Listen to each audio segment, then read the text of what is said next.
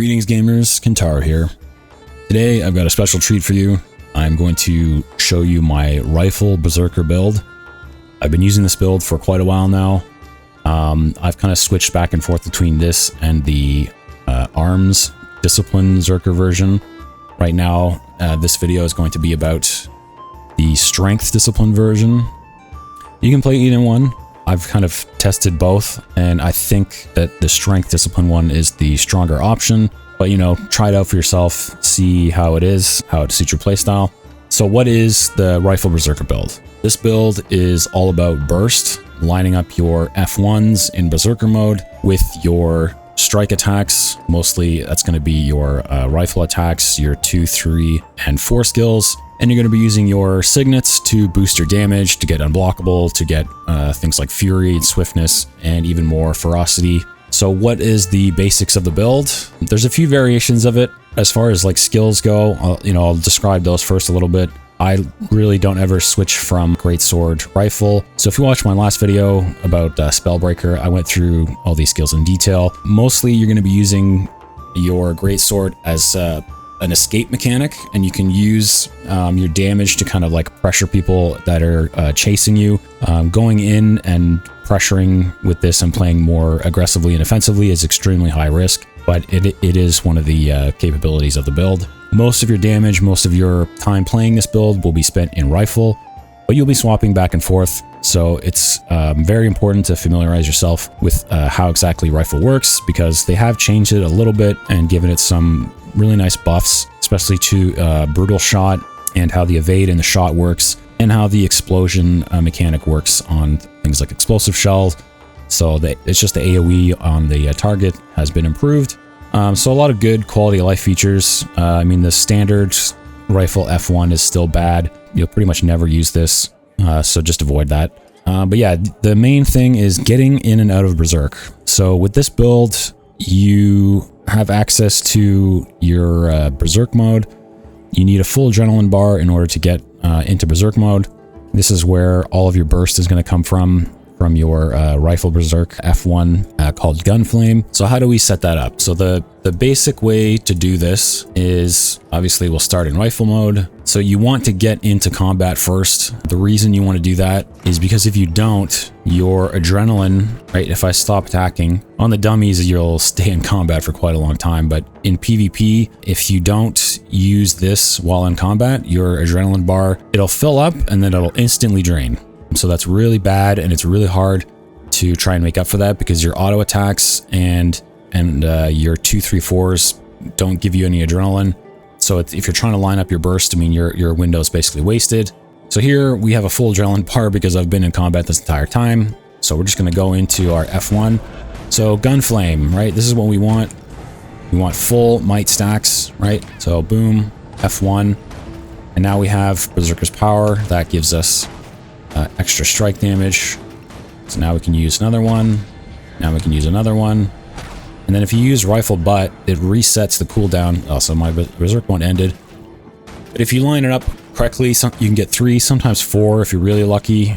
And anyway, the Rifle Butt will reset your F1 skill, and you can cast it an extra time. So that's basically the gist of Berserk mode. And I'll just get into the skills right now and why we pick these. Obviously have Rifle Warrior. Auto attacks, you're really never going to be using this. It's just too slow.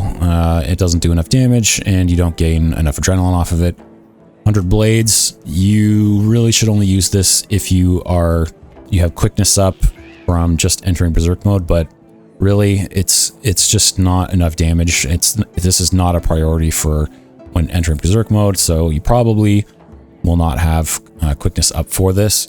If you get quickness from, say, a teammate or something, then by all means try to get weave one of these off into your other damage, but you're really not going to be using this much for this particular build, because you don't have any other stuns to lock your enemies down in order to use this.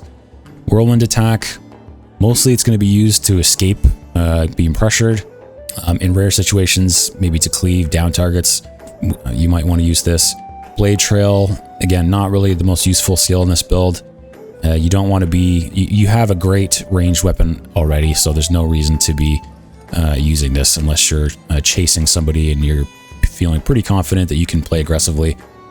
Rush, again, going to be used for the same kind of purpose as Whirlwind Attack. It's going to for repositioning or escaping enemies, and as you know, a very last resort, you could maybe use this to get a little bit of damage because it does deal a nice chunk of damage. But just remember, any of your movement skills, right? We only have one stun break, so this is your bread and butter for getting out of trouble. So you really want to be careful about when you use these. Rifle. So rifle auto attack does decent amount of damage, and it grants you might, and it pierces. The main reason for this is to keep yourself in combat when you're far away from enemies so that your adrenaline bar doesn't drain to 0. Volley, this is your big sort of like filler strike attack. It's a multi-hit attack that does decent damage. If you have quickness on this thing, it'll really pump damage into people. And you want to save this for when you have Berserker's power up, because it just gives you a huge boost to your strike damage. So you get this up after every time you use your F1. Explosive Shell. Usually I like to use this before hitting them with volley because it gives 10 stacks of vulnerability, and it has a pretty short cast time, and it deals decent damage and gives cripple. So it's a nice little combo, just 3 into a 2. Brutal Shot, this is your evade and CC. So this will send you backwards about 400 range. So it does that.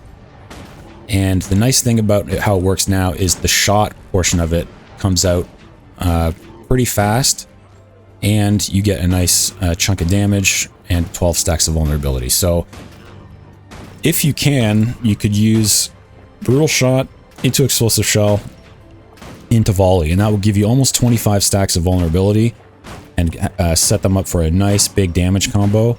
So if we enter Berserk right now, hit them with this, into that, into that, into this, into this, get another one of these, another one of these, right? Starting to see the picture here where, you know, this is a lot of damage and a lot of, and we have 4 stacks of Berserker's power there, so that's really good. So that's all boosted strike damage, and we're weaving our F1s in there to maintain our stacks and to get a nice flow of damage, because Gunflame also does a stun, so that's kind of the big, one of your only CCs, really. So here we are, Gunflame, yeah, a quarter-second daze, so not much, but it will help you CC chain with the immobilized from Brutal Shot, so that's always helpful. And then you have Rifle Butt. So Rifle Butt is a knockback. It's a little tricky to land because it has such a short range, but it also resets your Rifle Burst skill. So when it goes on cooldown, right, you have Blood Reckoning to do reset, and then this is your second reset. So really, really useful. I wouldn't save it for a CC unless you absolutely need it. It's pretty handy to just use it when you need to reset the damage, because it is pretty hard to land this. Someone has to be literally standing on you, and if they're facing the wrong direction or they see you cast it, it's pretty easy to just walk away, and you'll miss the CC on that. The next, yeah, I've already talked a little bit about going into Berserk, but yeah, your Gunflame attack, this is your main source of damage. You get a huge chunk of damage, burning, procs Berserker's power, you get swiftness because of some of your other traits, it does daze.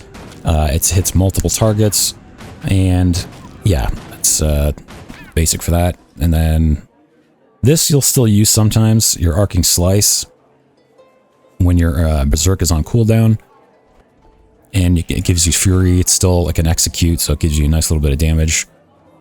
Let's see, yeah, and Arcing Slice, right, nice big damage. You can use this to finish targets that are CC'd or downed, and it'll deal quite a lot of damage as well. But it's not going to be the primary source. You know, you don't necessarily want to be using your Blood Reckoning to reset this. You usually only want to save that for Rifle for the most part.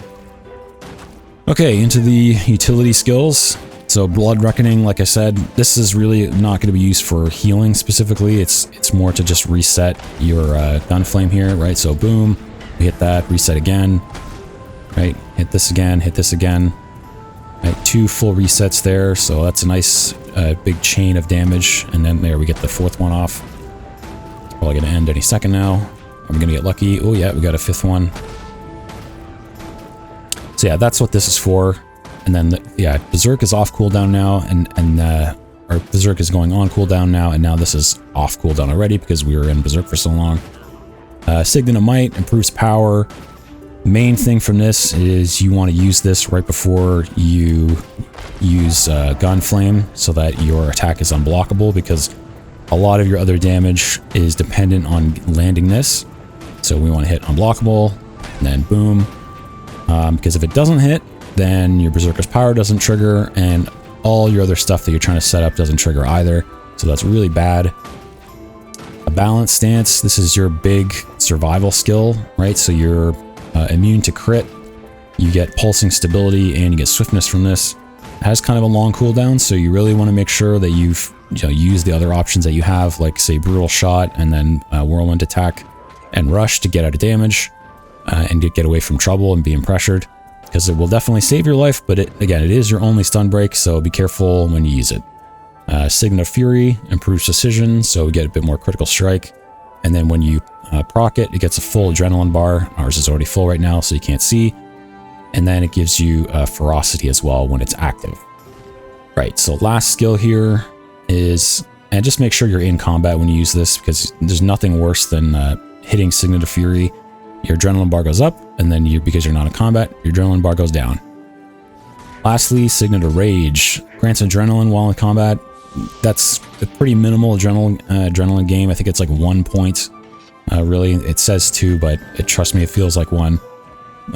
But it grants you Fury, Might, and Swiftness. So 20 stacks of Might is absolutely huge on a 40-second cooldown, and the Fury is really nice too. I'll explain some of the traits and stuff and how we get Fury in this build as well next. So here we have our traits. So first is going to be Strength. This is mostly for the Might generation and for Berserker's Power, because that synergizes well with how we're going to be dealing damage. Brave Stride was recently changed and now grants Fury instead of stability. So we don't have a ton of mobility in this, but using Whirlwind attack to get Fury, using Rush to get Fury, and then just that extra bit of adrenaline gain is really nice. You can go with any of these, really. I mean, Peak Performance, if you want a little bit more strike damage, is also really good. Restorative Strength is probably the weakest option, but still quite strong because it gives you 4 seconds of resistance. Burst skills restore endurance on hit, right? So when we use our primal bursts, we can get some more dodges going. Forceful Greatsword. So I like to use this because it's just flat stats, grants you more power. Hypothetically, this might grant you more damage with ferocity, but because we're trying to bump up our strike damage a little bit more, this is more consistent. And you get crits, and you get Might on crits, which with our sigil that we're using provides some nice synergy as well. So here we got Relic, the Relic, not the sigil. Relic of Mistburn, so the more Might we get, the more 10% crit uptime we have. And yeah, reduce recharge on Greatsword. I mean, we're not going to be using this a lot anyway, but it does give you more access to your escape mechanics, which is really important. Might applied to you grants more power. Your critical hit chances increased. This plus the Relic, right? Now we're looking at a 15% extra chance, plus the 20% chance from Fury. So 35% chance crit just from having this trait line up. It pretty much makes using arms redundant. Like, I've kind of analyzed this and asked other people, better players than me, what they think, and this is a conclusion that they've come to. So that's why we're taking this. And lastly, the Berserker's Power is probably your most important trait. So you gain 20% strike damage at max stacks for when your burst skill lands. So like I was saying before, this is why it is so important to make sure your burst skills land. Next is Discipline, Adrenaline on weapon swap. So just a little bit of sustain, right? That's going to help us land our bursts and stay in Berserk mode longer. Warrior Sprint, so move speed is huge, and remove immobile on any of your movement skills. Not having this with Rifle Berserker is just like, there is a strength arms build that you can play. It's just insanity. Not having movement and not being able to get out of CC with your movement is really bad. Weapon swapping recharges faster, right? This is like the bread and butter of why we take discipline, other than this skill. Destruction of the empowered, so gain increased strike damage per boon on your target, right? So we don't have any boon removal with this. We're not really too worried about conditions, because if by the time conditions are stacking on us, we're probably dead anyway. So we're just going to go for the extra strike damage. Versatile power, gain might on weapon swap. So this, again, synergizes with our might generation and our relic that we've chosen. Burst mastery, burst skills deal more damage. So 7% damage increase. I mean, the focus of this build is our burst skills, so that's big. And then we get swiftness, so it just helps more with repositioning and mobility. And last, Berserker. You're never really going to change any of these. This is just our F1. Smash Brawler. When you hit with a primal burst skill, extend the duration of your berserk. Critical hit chances increase while berserk. So that in addition to all the crit chance we get from the other traits, now we get another 15% while in berserk mode. Gain a burst of speed, so we get quickness, super speed, and fury when we enter berserk mode. Blood reaction, a percentage of precision is given as a bonus to ferocity, and power as condition damage. So just more stats for more burst damage. Berserk mode increases power and condition damage, so you get a nice big chunk of power from this. And last but not least, Bloody Roar, deal increased strike damage while in berserk mode, so 10% more strike damage. And the resistance from going into berserk is nice too. You're not really going to be using berserk mode defensively, so this is just nice in case you get blinded right when you're going to set up your bursts. You can just pop off your attack, and you can still do damage and set up all your other damage as well. So now that the traits are covered, let's look at our gear. So it should come as no shock that we're going with Berserker Amulet and Rune of the Scholar. There's maybe some other options, but this is really, I think, the most consistent, like, high damage choice. Relic of the Mistburn. This is like the newer one. You know, extra might gen and extra crit chance. You know, that's what we're going for. We're going for big bursts, so tend not to stray too far from this. You can use this Astral Ward if you want something a bit more defensive. So when you use signets, you get resistance, and it also removes conditions on nearby allies. A little bit more survival based, but really, I just think this is better. I like having more damage. By the time I have conditions on me, you know, it's probably too late anyway. For Great Sword, I like to use this. There's a lot of exploitation, so 50%, below 50% health, you get 5% more damage, so it's small execute. And if you are using your Arcing Slice, your non-Berserk F1, it just gives you a little bit more execute damage. Energy for a bit more escape, so more dodges and more might, so that goes well with the strength trait line as well. And our rifle, you could use this. I'm actually going to change this right now. Yeah. Exploitation, I use on both bars. For battle, I think I will change to exposure. So vulnerability, because we don't have arms trait line. The other thing is that you get a lot of vulnerability stacks from your burst. And that's pretty much it for like traits and everything. So now that we have our traits and our gear and everything lined up, let's take a look at some of the fights that I've had, and I will break down how these things play out in combat and some of the decisions I made while fighting in ranked matches. So let's take a look. Okay, here we are at the start of the match. So what I'm going to do is just go over some observations that I notice. Could be things I did wrong, could be things I did right, and I'll try and share that. And I'll pause it to kind of talk about things a little bit if I feel the need to. But here we go, match starts. So yeah, usually I go to mid. I got nice visibility there off the Mesmer. So I basically don't want to attract any attention to myself. This map's nice and open. There's lots of like little spots you can go up on to get a little bit of a height advantage. Looks like the fight. Okay, so I go a little bit too close there. So overextended. So now they're pushing into mid. So that was kind of a bad call on my part. I wasted my, so let's just pause there. So right now you can see I've used my 4 and 3 skills already, so that's not really a good position to be in with this build.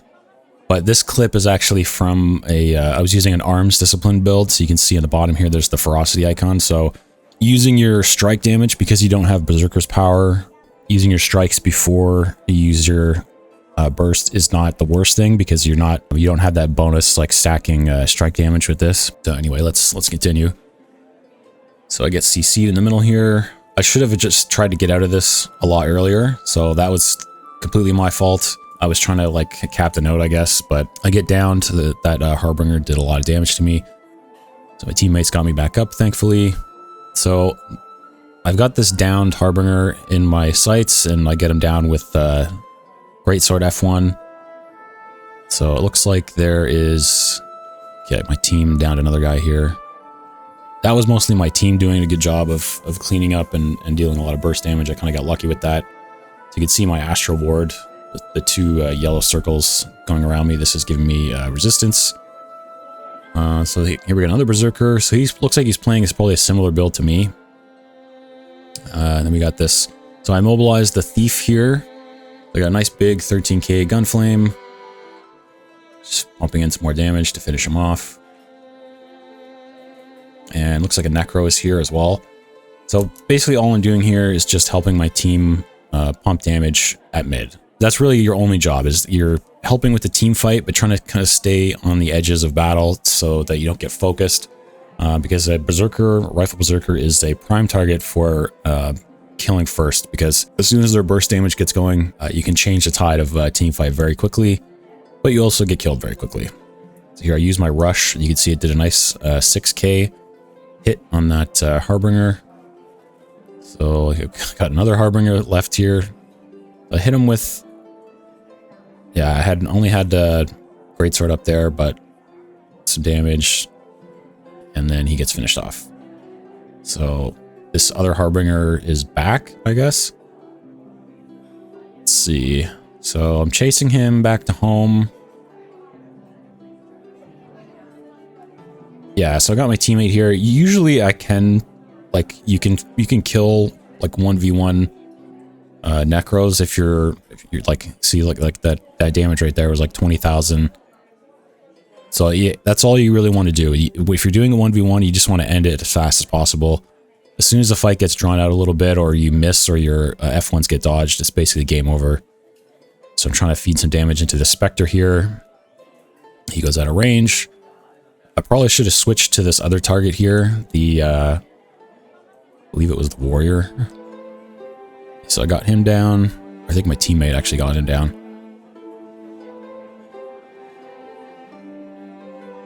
So I got my... This right here happens, and it can be kind of annoying, where like you have full adrenaline, but there's nothing to spend it on, and you... But I mean, that's just Warrior problems, right? So we're doing really well here. Looks like we're going to get maybe the 3 cap, I think. So yeah, my team's pressuring far, so I'm just going to go in, take a nice little vantage point up on this the wood there, and then chase after the Necro here. So I think the Berserker's up there as well. I think he has Spear, yeah. So I get the Harbinger down, me and my teammate do. I go after the Berserker here. I should not have used Rifle 4 there. He's already immobile. Yeah, he has Rifle as well, so he's feeding damage into me. So that's just like the 1v1 in the team fight of the 2 Rifle Berserkers just blowing each other up. And he got the jump on me. Yeah, he killed my teammate as well there, the Mesmer. So we got overwhelmed at far. We pushed a bit too deep, and that's kind of what happens sometimes. But we've kept them busy. We're up quite a bit, over 150 points, and we got 2 points still. So here we go. So same thing as before. I'm just probably going to go back to mid. Yeah, they're attacking mid now because we lost the fight at their spawn. I'm going to go up on this this ledge here. This is kind of one of my favorite spots because you can use the pillars to line of sight, and you get a nice big vantage point. Unless you have like you could get teleported on, right? Obviously, but if you don't have a teleport, they have to walk around the ramps here on the side to get to you. So pretty easy spot to see everything that's going on. You're right, nice open area. Your camera is not like clipping into stuff. So here we go. 2 down targets already, so I don't really have much to do. I'm not going to waste my Signet of Fury on that. So the Harbinger's here. This will be a good time for me to use my burst and try and get him down as fast as possible, because he's probably going to be doing the most damage in this situation. Oh, but I go for the thief instead and blow him up. Either way, I mean, that was probably, I think he used like a support build, so yeah, I'm just going to go into the... So we get the Harbinger down as well. Nice big 12k gun flame. Just want to point out that the kill log there was all me. No, I'm just kidding. My teammate helped a lot there. So yeah, they had double Harbinger. So the other guy's here, and the Berserker's here too, so they're dealing a lot of damage together. I'm trying to keep my distance and get this Harbinger down. Probably could have gone on the Warrior, but yeah, and that Berserker is staying like nice and far, nice and safe. They managed to get my teammate down. The Necro got, I think he rezzed himself. Okay, so I get him down again. See, this, I like going up on this little ledge here too, because this one I believe is a no teleport spot. So I'm trying to get the damage in so that they don't res, but he gets the res off. And yeah, I think, yeah, I killed the Harbinger there, so now I'm going right back onto this Berserker. I missed my my rifle butt, unfortunately. I used it when I was behind the pillar. I couldn't see if it was lined up properly. It's a tough skill to land either way, so here we go. Nice 10k arc divider. And yeah, sometimes like rush only hit for 1,000 there. Sometimes it crits and you get a nice big chunk, but let's see. So now I'm going after this thief.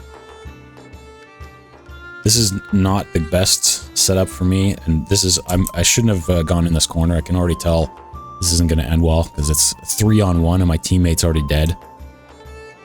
So yeah, I got to get back to mid here as fast as possible, because they're just going to start pressuring me.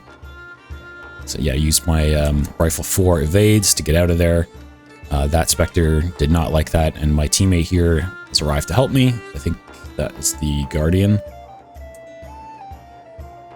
So gonna go up on this pillar. I missed the jumps. When you're in combat, it can be a little harder. Sometimes you need to use like the dodge jump to go a little bit further. So I'm just pumping into this thief here. Get some nice big crits. So he's down, and now their Berserker's back. He's at mid now, so I gotta be really careful because my Berserk mode is ticking down, and my team seems to think that going at for home is the best idea right now. So I'm just gonna have to go with that. So that's the thing about being a Berserker. You can't really lead the fight. You just have to go with the flow on what your team does. Because you just can't solo, right, do things and overextend too much. I'm pretty sure I end up dying here. Yeah, I can't get a good... Managed to kill the thief. Oh no, we won this fight. Okay. So yeah, 5 people to take home. Not really the best tactical move, but we're ahead by so many points already. I think we're just kind of going for wherever the fights are.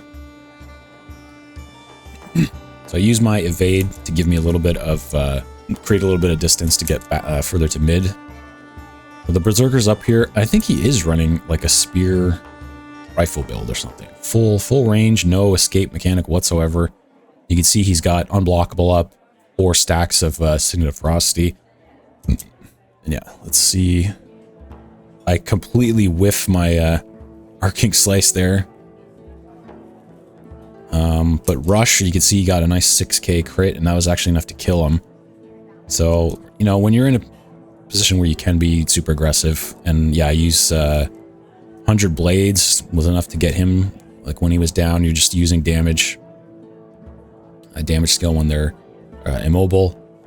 So I use my completely whiff my Arcing Slice again, because this thief is just way too mobile to get hit by that, so he was able to dodge it.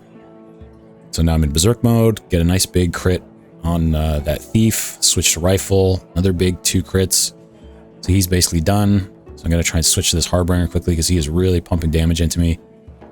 And yeah, me and my teammate managed to get them down. So that's a nice little 2v2 there. You can see how fast things can, how fast the fights are when you're dealing that much damage and you have a good teammate on your side. And that's it. That's the end of the match. So hopefully you found this useful. That's pretty much wraps it up. If you have any questions or anything or whatever you want to leave in the comments, and I will try and answer them as best I can. So that's it for now. Thanks for watching, and take it easy, gamers. I think that this world, it needs men that are willing to make the hard call. That's what I think. I think you and me are the same. We're the same. You know it. Only I do the one thing that you can't. You hit them and they get back up. I hit them and they stay down. Any scumbag, any lowlife, any ragged piece of shit that I put down, I did it because I love order. Hell, I love it. I'm just itching. I'm itching to do it again. And you think what? You think you're gonna send me to a nut house? Some doctor, they're gonna get me to stop from doing what I want to do? Well, that ain't happening. Not on my watch.